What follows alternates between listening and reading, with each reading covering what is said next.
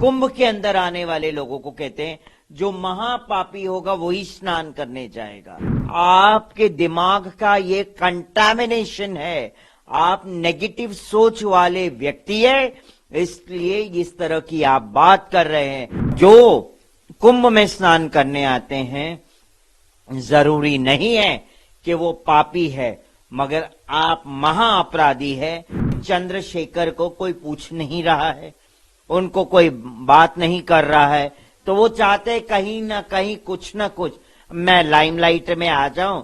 अब जब चंद्रशेखर जी ने इतनी बड़ी बात कह दी तो मैं ये कहती हूं कि क्या चंद्रशेखर नगीना अपने आप को क्या बहुत पवित्र और बहुत शुद्ध समझ रहे हैं? जो कुंभ के अंदर आने वाले लोगों को कहते हैं जो महापापी होगा वही स्नान करने जाएगा। तो मैं कहती हूं कि आप कितने बड़े शुद्ध हैं, ये अपने आप को बताएं पहले कि आप अपने आप को शुद्धता का प्रमाण दे रहे हैं। तो मैं कहती हूं आपके दिमाग का ये कंटामिनेशन है, आप नेगेटिव सोच वाले व्यक्ति है, इसलिए इस तरह की आप बात कर रहे हैं।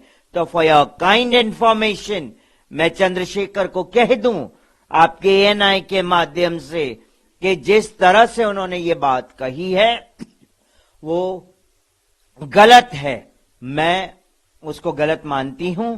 और जो कुंभ में स्नान करने आते हैं जरूरी नहीं है कि वो पापी है, मगर आप महाअपराधी है, इसीलिए आप इस तरह की बात का वर्णन कर रहे हैं।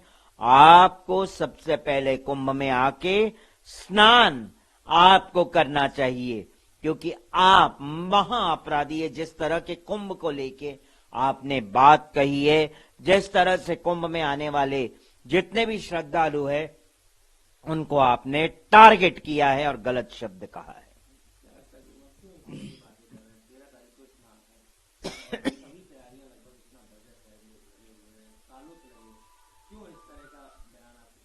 इस तरह का बयान इसीलिए आता है कि चंद्रशेखर को कोई पूछ नहीं रहा है, उनको कोई बात नहीं कर रहा है, तो वो चाहते कहीं ना कहीं कुछ ना कुछ मैं लाइमलाइट में आ जाऊं, इसीलिए इस तरह की बात ये लोग करते हैं। और इनकी बुद्धि कंटामिनेटेड है, ये लोग शुद्ध नहीं है, ये अशुद्ध है। अगर ये शुद्धता की बुद्धि होती तो शायद इस तरह की बात वो न करते जिस तरह की अभी उन्होंने ये बात कही है। उनको पूर्णता अपने शब्दों को वापस लेना चाहिए और इसी प्रयागराज की भूमि पे आके चरणों में गिर के क्षमा याचना करनी चाहिए मां गंगा से, और प्रयागराज की जो रज है उस पे माथा टेक के क्षमा मांगना चाहिए, क्योंकि उन्होंने बहुत बड़ा ये अपराध कर दिया है।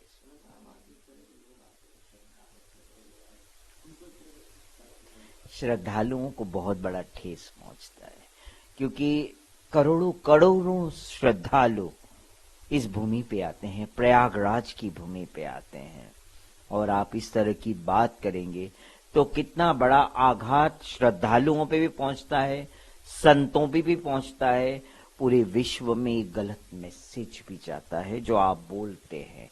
तो मैं कहती हूं अगर आप अपने आप को प्रतिष्ठित व्यक्ति समझते हैं तो पहले अपनी जीवा पे लगाम दें, सोचे, तोले मोले और फिर उसकी बात करें।